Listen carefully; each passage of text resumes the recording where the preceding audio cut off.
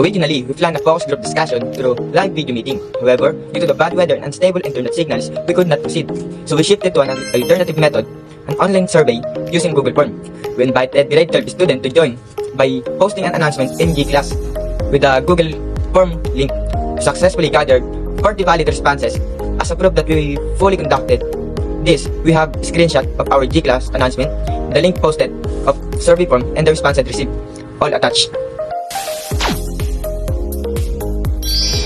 First, we asked if responded love drinking iced coffee. Based on our survey, 30 out of 40, 75% said yes, relying on it for an energy boost or stress relief. The remaining 10 out of 40, 25% did not, either they do not like it or only drink it. Saan ka madalas bumibili ng iced coffee? At bakit doon? According to our survey, most choose places that are easy to reach or malapit lang sana. 8 respondents prefer nearby cafes and small shop outside the school.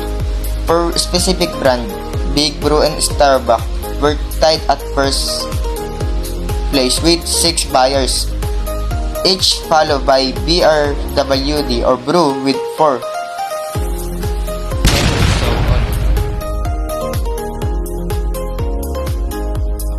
Third, we ask, magkano ang presyo na handa mong ibayad para sa isang iced coffee?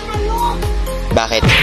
Based on our survey, exactly half of the respondents, 20 out of 40, prefer budget-friendly price between 25 to 50 pesos. And so on, but if ever na makikita niyo sa daan yung 5 na respondent na to that are willing to spend 200 to 400 pesos for a coffee, then magpalibre na kayo, di ba? For question 4, we ask, anong flavor or brand ng iced coffee ang pinakagusto mo? Based on our survey, at makikita nyo sa bar graph, matcha variant and caramel macchiato variant are tied with each 10 votes. Next is Spanish latte, comes with 6 votes, favor for its balanced sweetness, and so on.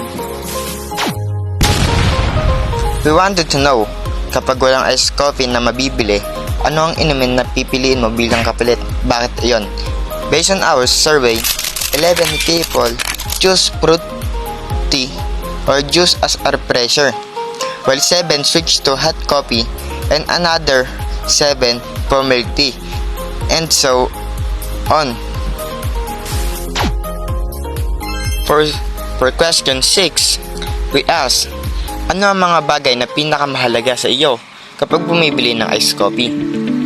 Based on our survey, taste is the majority above everything else, mentioned by 33 respondents. Next is wise, follow closely behind with 21 mentions. For consumer, a drink must taste good first before the price even come into play. So, finally, we ask, mayroon ka bang nais na bagong flavor or pagbabago na gusto mong makita sa iced coffee? Based on our survey, 26 respondents are satisfied with current offering, but 14 are eager for innovation. Top requested concept include cookies and cream, mango iced coffee, biscuit latte, and customizable flavor option. Conclusion: based on our survey, where budget dictate daily choices, flavor and convenience drive brand loyalty. If you're building a coffee brand today,